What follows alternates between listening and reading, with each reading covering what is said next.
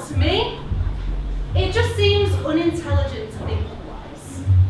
I mean, it's unfathomable to me that people honestly believe some omniscient being created everything, and that some transcendental force keeps the earth in motion. I don't understand how in this cultivated, civilized generation, people still put their hope in an imaginary God. And in those days, I got a fair bit of attention, so I guess I would have usually dismissed someone who looked so ordinary. It isn't a secret that I've been around the block I a felt fair like bit we in my crossed day. paths for a reason. Not that I'm easy. Oh Thank God I no, was right. far from it. I put up a pretty decent fight at first. But what can I say? I love the attention, but I don't settle. They have to fit the criteria. Tall, obviously, tan, preferably, and strong. I love mine. He has to be able to hold He's me in not his like arms, most make me adults. feel He always protected does and stuff we're not weightless. allowed to do, and he always lets me do stuff like let's just stay up late and watch films that are too old for me. And he forgets to maybe do things like brush my teeth and finish my drink at tea time, and he never makes me do the washing up. And then to it's start, really, there's really so many funny. contradictions in the Bible. Let's look at Moses. He went up Mount Sinai, received the commandments from God, and when we serve one of these being, you shall not murder, which is then very quickly followed by anyone who attacks their father or mother is to be put to death. And then when Moses gets to the bottom of the mountain, everyone is committing sin. And God strikes them down with the way slain. All my girls We're are on left. earth God and took the we babies see off values and whatnot. in that. You know how it is. I'd stayed behind because I had my eye on this guy. Oh my God, he was gorgeous. He A stood lot of right my near the family back. were He introduced to place himself. When we So he told them spent half the time engaged, watching especially them since and most half of the the time time watching met me. yet. But I knew.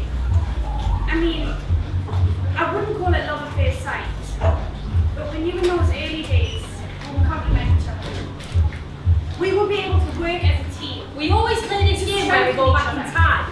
What's this, Jenny? He says, what's this in my And to pocket? guide each other. And there's never anything there, but I know what he's talking about.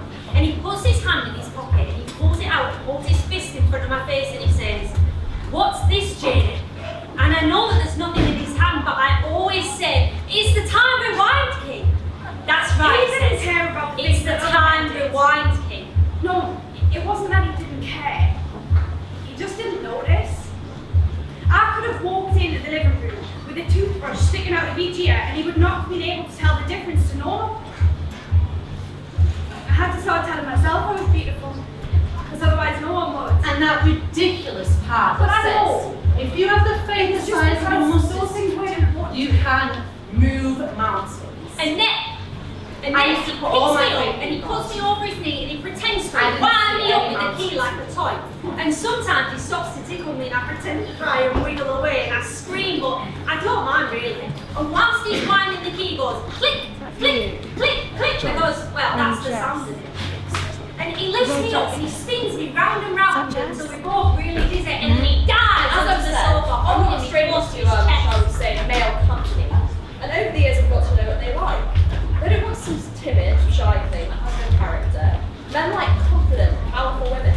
So I walked right up to him, never breaking eye contact, moistened my lips and said, "Hi, I'm Cindy, what would you like to drink?" And if God is See, as they're not expecting loving, it. gracious, For you to make it exceptionally perfect. perfect, I as said, "Tell me makes exact out, if he can do anything, he created the world out of nothing, he made people out of dust, then why is there poverty? Why Anyway, is we it got that chatting. there's such a Quite catastrophic well. percentage of the And it population is live without enough to homes, keep me interested. without enough money to support the Oh, it family, was without enough food And he has to such a survive? way of making you feel like And why every is there word he says violence? is important to him. Why are And there gradually evil everyone people even left. who go and do And eventually terrible there were only a things handful of and get people away in the with bar, it? and it was getting late. And why do these And I knew mean, my girls would kill me if horrible they found people out. succeed I over stayed so late hard-working, caring to ones? stranger. And why do I was randomly captivated you by get it. fucking His eyes wonderful pierced lives into mine and locked me whilst in place. unspeakable things happen to Because everyone that's else? what I wanted to. And why are there painful, terminal, incurable illnesses that destroy families and steal lives? If there was a God, then none of these things would happen. If there was a fucking lovely God, then she would still be here. She would still be here, and I wouldn't feel so helpless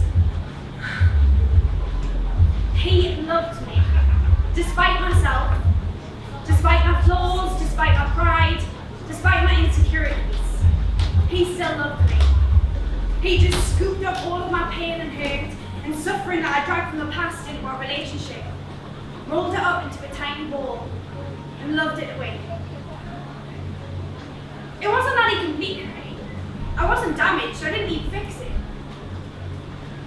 But his love helped me to be comfortable with myself.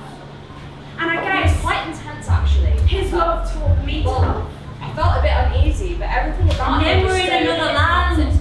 I mean, obviously we're still in the living room, but we walk around or crawl around, depending where it is we are, and explore. And he starts describing what he can see, or sometimes he'll ask me, and we pretend we can see dinosaurs and massive snakes and ancient Egyptians and pharaohs and mummies. And sometimes we're underwater, and sometimes we're in the Arctic, and we have to like huddle together like penguins to stay warm, or in the olden days, and we're servants begging for food. Or I'm a princess, and I live in a massive castle, and everyone does what I say, which means anything I ask my uncle to do, he'll do. And I always ask for more chocolates or sweets, and even though it's nearly bedtime and I'm not supposed to eat junk food before I go to bed, he always gives me them because he has to, even though, well, really, it's just to get it. And when Well, we play after a while, I I was start coming getting to an tired, end. he lifts me up Start again, the bar with Chris rewinds the key, and he and goes then to we're watch back in and the said to living me room. in his irresistible honey voice, "It's got quite late, hasn't it? How about we go back to mine? I have a few bottles in the fridge, we could carry on there." And he carries me up the stairs. And I get into my pajamas whilst he closes the curtains and stuff. And then he tucks me in bed, kisses me on the head, and I look up at him, and I know what he's going to say. "This has to stay between me and you," he says. "You promise?" And whilst he was unbelievably gorgeous and funny, and I so wanted to go back with him and spend the night in those truly immense arms, I still had a slither of integrity. So I told him that I had to get back, but that I'd love to see him again. "But it isn't safe," he said. "Anything can happen to you." How thoughtful is that? He was making it harder and harder for me to say no, but despite how protective he was being and how tempted I was, I always stick to the rule of never going back on the first night. So I told him not to worry, that I only live round the corner, so I'd find getting back safely. And I nod. "Say it," he says. "Say you promise. Because if your mum and dad found out about this, they wouldn't let you come around anymore." And I could feel my heart pounding in my chest, and I say, "Yeah, I promise." I think I've hurt his ego a bit, you know. I reckon usually no one ever turns him off to spend the night with him down. But I used all my willpower and self-control to insist I had to leave. So we kissed goodbye, and that was a challenge enough because I felt like I was melting into the kiss, and I could just picture how incredible he'd be. He could make me feel like that with just a kiss, and well, anyway, somehow I managed to find the strength to pull away, and I left him and set off home. "Good," he says. And then he turns the light off and goes out of the room, and I can hear him getting out of his It didn't take me clothes, very long to quickly get back. moving I around only lived outside, about 10 minutes rummaging from the through bar, things, so I was and home I in just no lie time, there and I just just thought I darkness, could eat it. waiting for him to come back in. And then he And he bursts burst through the door, and he turns the light back on, and he's wearing some stupid outfit, and it's so funny. And he has different ones each week, like sometimes he's dressed as a woman and he's got makeup on. Then this one time he put a sheet over his head and pretended to be a ghost, and he ran around the room going, "Woo!" and then he was all dressed in black, and he was rolling around on the floor like a spy, thinking that I can't see him. And I tried really hard not to, but I burst out laughing, and he said, "Are you laughing at me? You better not be." I guess he must have followed me home. I hadn't noticed. I mean, I was concentrating so hard on walking straight, I wasn't paying attention to anything around me. He pushed me hard onto the floor. I just lay there stunned.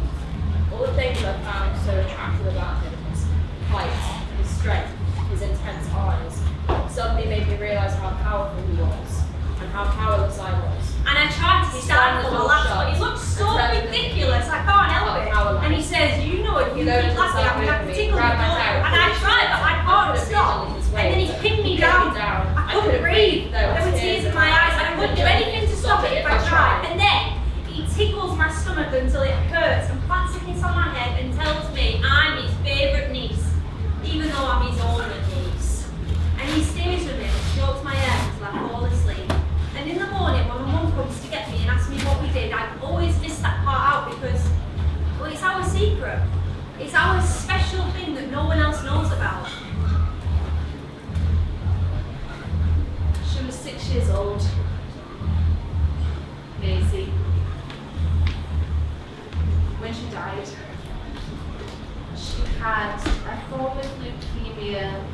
called acute lymphoblastic leukemia. It didn't make any sense to me at the time because neither I nor my husband were a match for her. For the bone marrow transplant she needed, it's not just based on blood type, there's other factors involved. And so she had to go on a waiting list. And I prayed. Every day I prayed that God would heal her. I prayed that He would provide a match.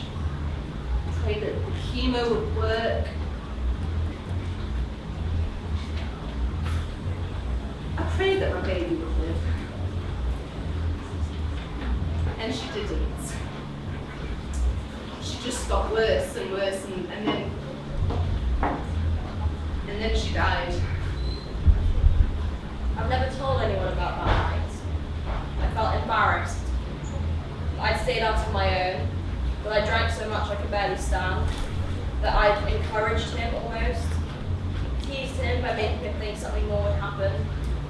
And I thought I was fine, that it hadn't affected me, but it has. I don't even know if I'll ever be able to be intimate with the man again because every time it's getting to that point in our relationship, I just can't go through with it. Because it isn't fun for me anymore. It's just a reminder of how powerless I am, how vulnerable it makes me. God doesn't exist. It isn't a secret I've been around I the love block fair my all day. We met in the nightclub of all places. He didn't look like much. Wasn't what you call stereotypically good looking. And in those days, I got a fair bit of attention, so I guess I would have usually dismissed someone who looked so ordinary. But I felt that he crossed paths with me for a reason. And praise God, I was right. Even though it's been a long time, and it has got easier, I still miss him every day. The calm energy he brought to the room, how peaceful he was all the time, even when I was getting stressed over something that, looking back, was probably petty anyway. He would just point out such an obvious solution and never get wound up or worried or anxious. I know you don't know me, but I'm your guardian angel. I'm going to look after you forever. That was the first thing he ever said to me. And he always has.